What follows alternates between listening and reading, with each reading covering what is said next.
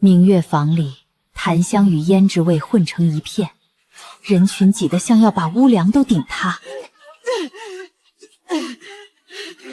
小姐，奴才的那盒鎏金头面被人藏了，那姑娘推搡间把我撞得嘴角磕破了。国公府的嫡次女，不过是撑不起侯府门面的空架子罢了。我握着那盒胭脂的盖子，指节被压出浅浅的白茧。小姐，若是这影响了婚事，老奴死也难安。胭脂和头面算赔礼，这件事我来处理。一言既出，驷马难追，你可别后悔。绝不后悔。但这一切要从明月坊的一盒鎏金头面说起。摊位间人声喧哗，掌柜把胭脂盒整齐摆在布面上。沈明瑶走入通道，步子不急不缓，目光却像秋水般清冷。苏清柔靠在人群边，眼里带着不屑与挑衅。沈明瑶走到掌柜前，伸手取下那盒鎏金头面，当众道歉，并把胭脂递给苏清婷。周围的窃窃私语瞬时海浪般涌起，事情的分量比谁都料想得重。阿娘，父亲与靖安侯伯父为我和顾燕慈定下婚事，可若是日后我与他性情不合，该如何是好？傻孩子，世家豪门的联姻，情谊本就并不重要。夫婿的心意固然可贵，但更要紧的是你作为当家主母的担当与格局。守好门户，打理好内宅，方能立身安稳。小姐，不好了！老奴今日去明月坊采买嫁妆的脂粉头庙，遇上了一居在侯府的苏清婷姑娘。她故意争抢咱们定好的份例，她身边的婢女还口出狂言，说小姐就算是国公府嫡次女，也是撑不起侯府门面的空架子。老奴气不过，便和那婢女争执起来了。嬷嬷可有受伤？老奴皮糙肉厚，不碍事，只是那婢女争执间不慎摔了一跤，磕破了嘴角，怕是要借题发挥，生出事端。备车，我去明月坊一趟。小姐使不得，这种琐事哪值得您亲自出面？她是什么身份？别脏了您的眼，快别去了。无妨，总归是要见一面，把话说开的。什么身份？国公家的嫡次女就能仗势欺人了？你这姑娘怎么满口胡言？嬷嬷稍安勿躁，苏姑娘倒不妨说说我是如何仗势欺人了。莫不是敢说不敢认？你的嬷嬷伤了我的婢女。姑娘且说说，你家婢女为何与人起了争执？不管因为什么，伤了人总归是不对的。你说的在理，那我便在此替我家嬷嬷向你赔礼道歉。那些胭脂和头面，就当做我送给姑娘的赔礼。小姐，这可是您大婚要用的鎏金头面，价值千金啊！一言既出，驷马难追，你可别后悔。绝不后悔。哼，算你识相。都是老奴的错，弄丢了小姐大婚要用的鎏金头面。要是因此影响了婚事，老奴难辞其咎。嬷嬷快别哭了，不会的，这婚事是两家长辈定下的体面事，该担忧的可不是我们。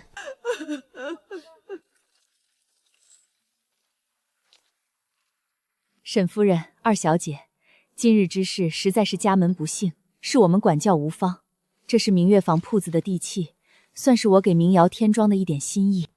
清婷是燕慈的表妹，她父母早亡，只留下她一个女儿，我们也是受人之托照料，反倒惯得她没了规矩。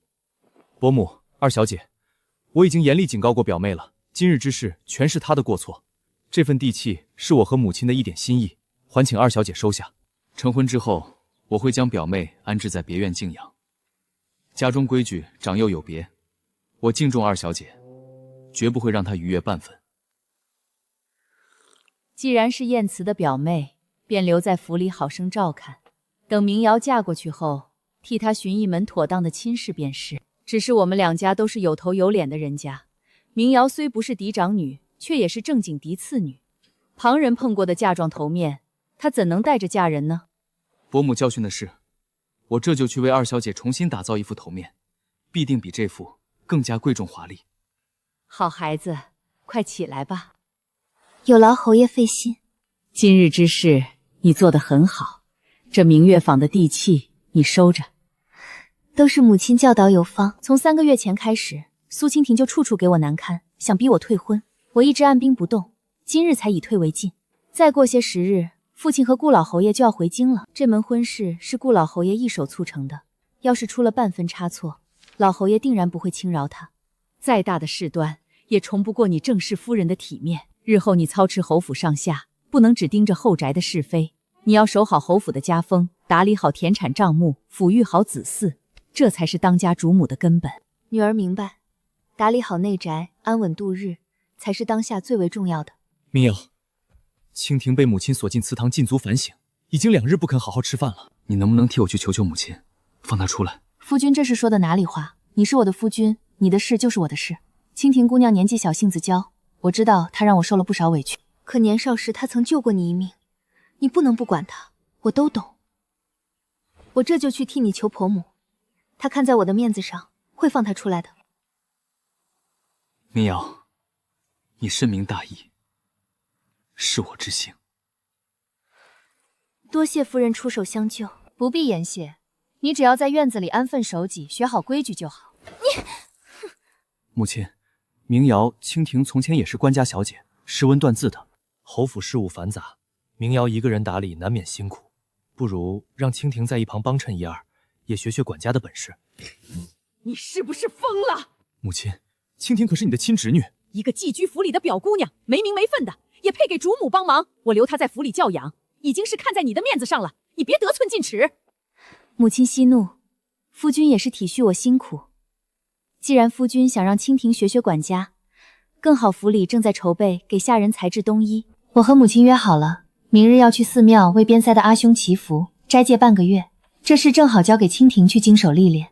你能这么想，才是正室该有的度量。我身为正室，理应体谅夫君。夫君是家中嫡子，公公常年不在家，母亲一人操持侯府将你养大，你也该多体谅母亲才是。明瑶，你不必为了我委曲求全，我就当没生过这个儿子。母亲，明瑶，我欠蜻蜓一条命，她当年为了救我，差点丢了性命。我知道的，夫君。苏蜻蜓经手冬衣之事后，你婆母就气得闭门静养，她倒好，不想着立足立威拉拢人心，反倒一门心思捏酸泼醋排除异己，真是沉不住气。女儿也没想到她这般不堪大用，女儿派人打听清楚了，她如今针对宋嬷嬷和婉月是有旧怨的。早前我还未嫁入侯府时，苏蜻蜓曾在府里隐病，婆母几次要她好好学规矩，都被顾燕慈拦了下来。那时候府里血燕分力有限，她嫌自己的分力少，听说婉月也有一碗，便闹到了厨房。宋嬷嬷不肯相让，还当场呵斥了她。争执间，她自己失了分寸，闹到婆母跟前，反被婆母训诫了一顿，受了惊吓，病了一场。她不敢怨婆母和顾燕泽，便把账都算在了宋嬷嬷和婉月头上。原来如此，眼界只限于后宅是非，成不了气候。你姐姐入宫为妃，如今又诞下皇嗣，家中已经出了一位尊贵的娘娘，行事更要谨言慎行。你爹又打了胜仗，我们家如今看似烈火烹油，鲜花着锦，实则如履薄冰。你和顾家这门婚事，是我与你爹爷能为你选的最好的归宿。侯府门第不高不低，不至于太避嫌惹闲话。你爹这次回京，便要卸下兵权了。顾家在军营几代经营，根基深厚，两家守望相助，日后你姐姐的孩子与你的孩子也能互相扶持。女儿明白了。此次的事，我给你安排了个帮手，有他帮你盯着府里的事儿，万无一失。清河，进来吧。夫人，奴婢擅长打理账目，巡查下人，府里大小事都逃不过奴婢的眼睛。母亲，这当真是我的好助手。侯府的风气也该好好整肃一番了。表哥，坐，喝杯茶。胭脂，今日之事多有叨扰，还望你多多担待。表哥说哪里话，只是表姐在闺中时便以贤德闻名，国公夫人挺弱，府中大小事务都是表姐打理，人人都夸她善持家。如今她不在府中，竟闹出下人冬衣延误的事端，实在让人意外。你表姐她去寺庙给兄长祈福去了。哦，不知是哪座寺庙？正巧我夫人也想去祈福，让她去和表姐做个伴，一同给边关将士上炷香，也算是一份心意。表哥，我表姐是镇国公府嫡次女，容貌品行皆是上等。秋娶的人踏破了国公府的门槛，她嫁给你本就是门当户对，她愿意嫁你，是真心想和你好好过日子。你就算一时和她不熟悉，也该给她正式该有的尊荣。你让一个寄居的表姑娘管家，闹出这么大的笑话，马上就是封禅大典了，就不怕吏部的老臣参你一本？真心想和我好好过日子。4年前，他去上香途中遇上山匪，是你拦下了那辆马车，救了一车人。表哥，你好好待表姐吧，她是个温挺良善的女子，若是寒了她的心，闹到两家生了嫌隙，对你，对侯府都没有好处。我知道了。小侯爷，小侯爷，你任由表姑娘搅乱侯府规矩，那受委屈的可是镇国公的女儿啊！就是国公府的嫡女，哪能受这般委屈？表哥，这肯定是沈明瑶的诡计，是他故意设计害我。明瑶在是庙为父兄祈福，怎么会做这种事？若不是你做事荒唐，怎会惹出今日的祸端？敢问是静安侯府的小侯爷吗？正是。孤卫是？我们是京城3大绣坊的掌柜。上月贵府夫人交了定金，要给府中下人定做冬衣，可至今还有大半尺寸没送来。我们催了好几次，府里说夫人不在，管事的表姑娘也不给准信儿。如今天寒地冻，各家都在赶制冬衣，我们实在等不起了。今日特意来把定金退还给侯府。是侯府耽误了诸位，定金我收回了。诸位请回吧。告退。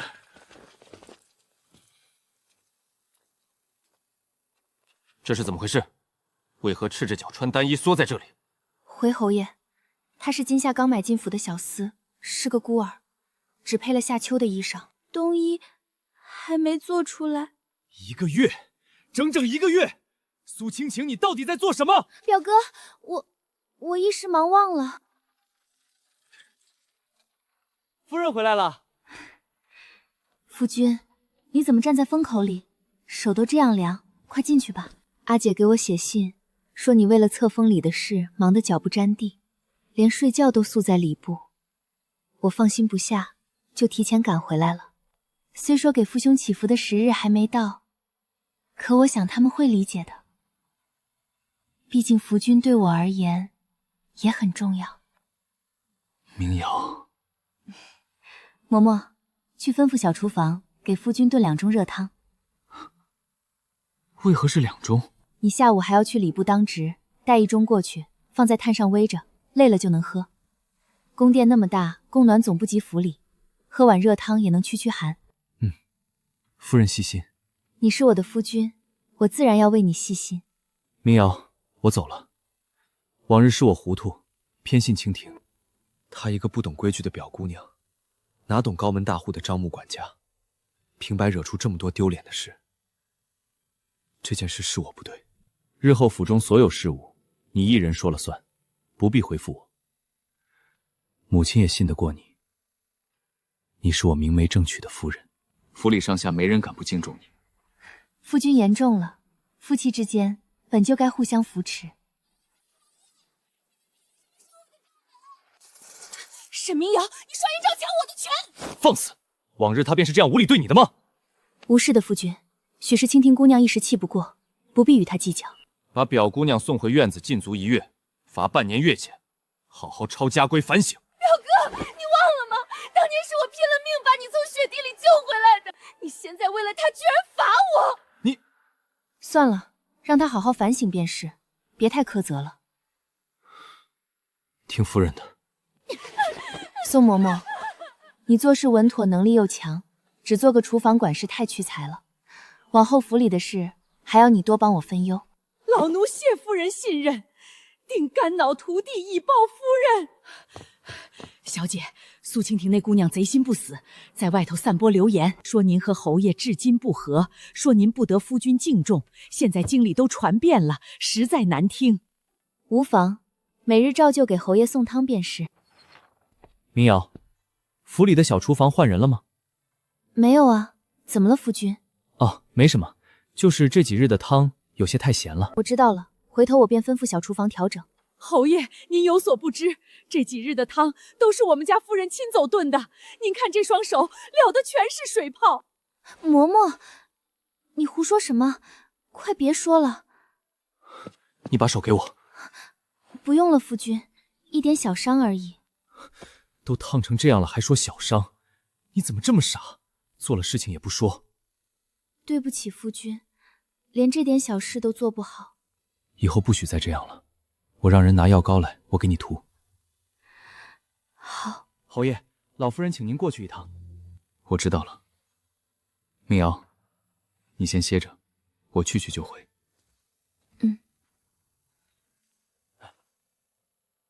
表哥，你不能关我禁闭，不就是传了几句闲话吗？你至于这么对我？你做出这等败坏侯府名声、羞辱主母的丑事，我没把你送回乡下老家，已经是念及旧情。没有我的命令，你这辈子都别想踏出这个大门。表哥，明瑶，是我。夫君怎么这个时辰过来了？快进来。明瑶，对不起，你是高门贵女，嫁给我是我之幸，是我以前不好，让你受了那么多冷待和委屈。往后我只对你一个人好，就像你对我一样好。夫君。明瑶，婉月，我如今有了身孕，府里渐渐安稳，我作为主母自然不会受什么影响。可你呢？既然后宅之中身不由己，便要为自己打算，攒些提口钱，日后我替你寻个本分可靠的人，总归是好的。奴婢明白了，多谢夫人提点。明瑶，今日下朝早，给你带了些城南的蜜嚼。多谢夫君。让我听听孩子的动静。还小呢，哪能听得到？对了，夫君，我如今有了身孕，不便多操劳，府里的事你也要多上心些。别人家的娘子都想方设法把夫君留在房里，怎么你反倒总让我忙正事？我可不想落个耽于内闺的名声。那御史的夫人还天天陪着丈夫处理公务呢，那才是夫妻同心的好模样。你觉得这样好？自然是好的，心里有彼此才会这般。明瑶，我打算把苏清婷送回灵城老家去，她是我表妹，总寄居在府里也不是办法。她救过我一命，我多给她些嫁妆银子，让她寻个良人嫁了。她在京里闹了这些事，别家男子哪敢轻易娶她？灵城有咱们家的宅子，送她过去静养也行。她若不愿嫁人，我便让她守着宅子安稳度日，只要她不再出现在你我跟前就好。往后府里就只有你我二人，好好过日子。明瑶，我有你就够了，从前的事都是我对不住你，往后我一点点补还给你。都好，夫君做主便是。明瑶，怎么了？妇人生子，是不是特别艰难？自然是难的，如同闯鬼门关一般。生产那日，我定请全京城最好的太医守着你。你姐姐是贵妃，太医院最好的太医自然会来的，夫君不必担心。那日我定会陪着你，你看着我，心里便不会那么怕了。好。我却知道，从前你心里是怨我的。夫君怎么会这么想？从前我待你那样差，你怨我也是应该的。力，再用点力啊！疼！不好，胎位不正，夫人难产了！怎么回事？大人孩子都要保住。老夫人情况凶险，还请您示下。先保大人。刘婆子，你务必护好明瑶的性命，孩子随缘就好。保大，我夫人若有半分闪失，我要你全家赔账。燕琛，你冷静点儿，太医已经在外面候着了。滚出去！没有我的命令，谁也不许进来。是侯爷。明瑶，你看着我，看着我就不疼了，别怕，我在这儿陪着你。顾燕子生了，母子平安，是小世子和小小女。侯爷，您快看看。不看，我先看我夫人。明瑶，没事了，都没事了。孩子还好吗？都好，都健健康康的，不生了，以后再也不生了。明瑶，我方才好怕。沈明瑶，你毁我名声，断我依仗，我要你偿命！明瑶小心！顾燕琛，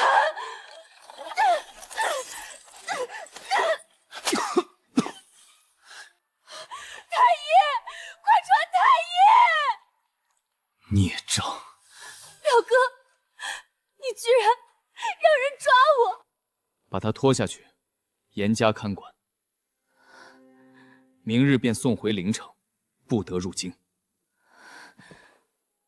夫人，该喝安神补血的汤药了。小厨房一直温在砂锅里，温度更好。先搁在桌子上吧。方才奶娘抱孩子出去的时候，说2个小家伙都不哭不闹。是呢，小世子性子稳，吃饱了就安安静静睡觉。小姐精神头足，睁着眼睛看了半天账骂，还伸手去抓账上的玉坠子，可爱的紧。这般好动，将来怕是个闲不住的性子。下朝了，顺路去了趟城南的点心铺，给你带了枣泥山药糕，不甜腻，正适合你现在吃。你天天散朝就往家赶，同僚们该向你惧内了。他们羡慕还来不及。对了，苏清亭那边今日天不亮就动身去陵城了。我派了2个稳妥的老嬷嬷跟着，陵城的宅子、200亩良田还有5000两银子都交割清楚了，够他安安稳稳过一辈子，往后再不会套进京城半步。你这般安排已是仁至义尽。说到底，他也是父母掌上明珠，可惜心思走了歪路，分不清本分和妄想，才落得今日的下场。从前是我拎不清，总念着当年雪弟救命的恩情，对他多有纵容，反倒害了他，也委屈了你。如今我才算明白，恩情归恩情，规矩归规矩。侯府有侯府的章法，主母有主母的体面，总不能为了一点旧情，搅得家宅不宁。夫君能想通透便好。世家大宅最怕的就是内外不分，尊卑颠倒。你心里有分寸，这府里就乱不了。这些日子我也反省了许多。当初刚定亲时，我只当这是2家长辈定下的联姻，只想着给你正式的尊荣便算尽责，却忘了你也是镇国公府捧在手心里长大的嫡女，本该被真心相待。我既嫁了你，便没想过争一时的义气。夫妻本是一体，你在外立住了，我在内稳住了，咱们这个家才能安稳。比起小情小爱，互相扶持，把日子过红火，才是最要紧的。你这份格局当真难得。对了，岳父大人托人送了家书回来，说边关战事已平，再过2个月便班师回朝，到时候卸了兵权，就能安安心心在家含蓄育孙了。他还说等他回京，要亲自教咱们儿子骑射。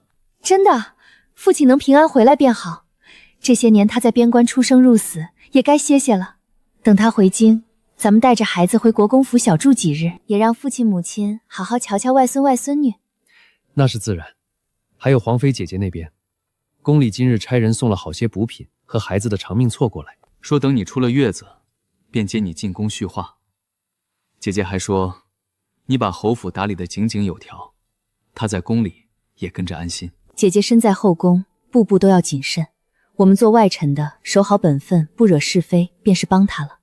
咱们2家安稳，姐姐在宫里也更有底气。明瑶啊，母亲炖了燕窝，给你送过来。母亲怎么亲自过来了？快请坐。我闲着也是闲着，过来看看你和孩子。燕慈也在啊，正好我有话跟你们说。母亲请讲。清廷的事你处理得妥当。从前是我念着他父母早亡，对他多有纵容，反倒把他惯得无法无天，差点害了咱们全家。往后府里再不许留这些不清楚的人，谁也不许坏了规矩。母亲放心，府里的规矩我都重新理过了，各房各院的分例、管事的圈责都列得明白，往后再不会出从前的乱子。有你管家，我最是放心。往后府里的事儿，你全权做主，不用事事都来问我。你有手段，有格局，比我年轻的时候强多了。燕慈，你可不能再像从前那样糊涂，要多疼疼明瑶，知道吗？儿子记下了，往后家里都听明瑶的，儿子绝不再犯糊涂。这就对了，夫妻同心，其利断金。咱们侯府能不能兴旺，就看你们2人了。母亲，母亲，先生今天夸我的策论写得有建树，还说我比哥哥进步还快呢。过来我瞧瞧。字迹工整，见解也独到，只是还欠些沉稳，往后还要多读书，打磨心性。妹妹不过是投机取巧罢了，先生说她行文还是太跳脱。哥哥你又笑话我，母亲你看她。好了好了，你们每天都要斗几句嘴。对了，婉娘，再过些日子有几家叫家的公子要办诗会，想让你也去见见，你可愿意？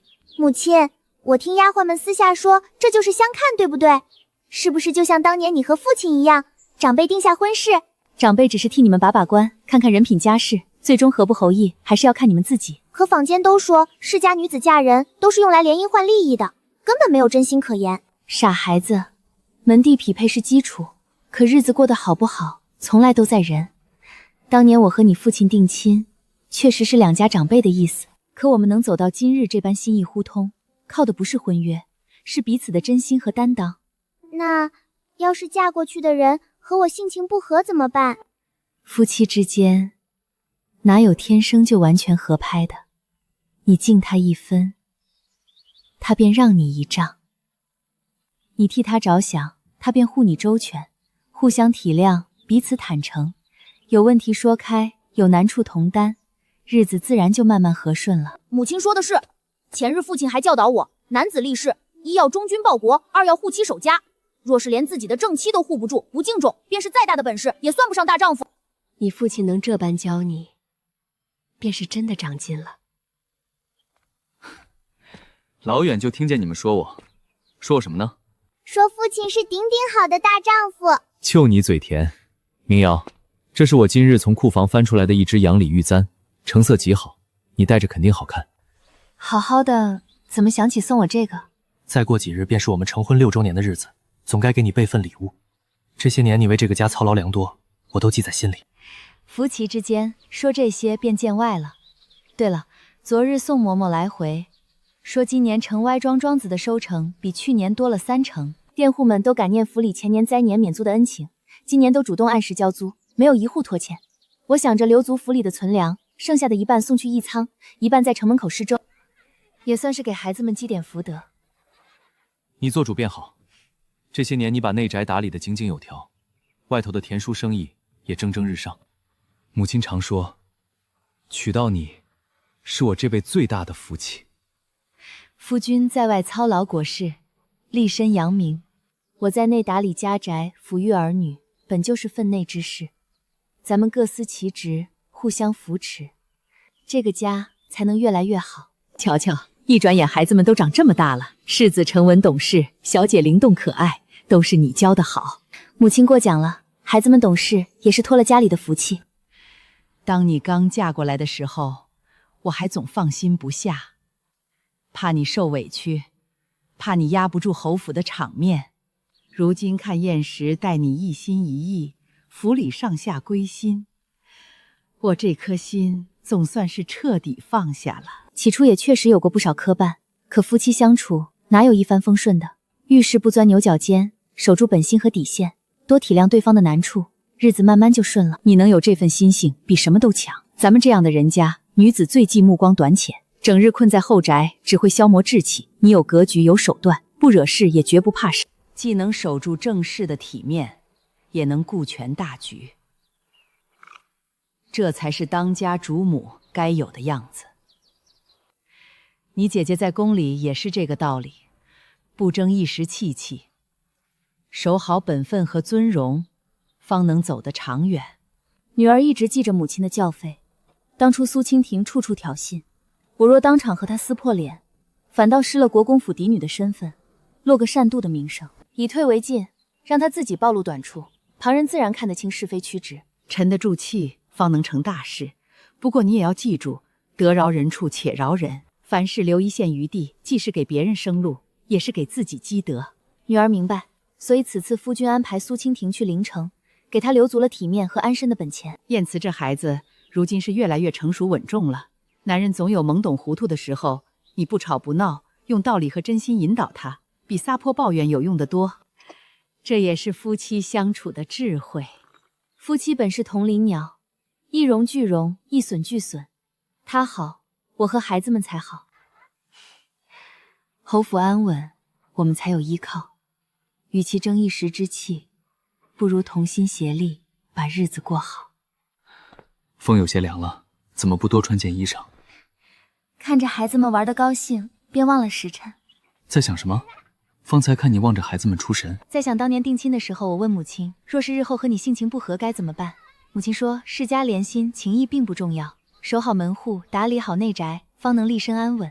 如今想来，这话只说对了一半。那另一半是什么？另一半是，婚姻从来不是一个人的独角戏，光有责任和担当不够，还要有真心。你心里装着我和这个家，我便全心全意待你，助你。你敬我重我，我便懂你体谅你。两个人双向奔赴，日子才有温度。不然再大的家业，也只是个空壳子。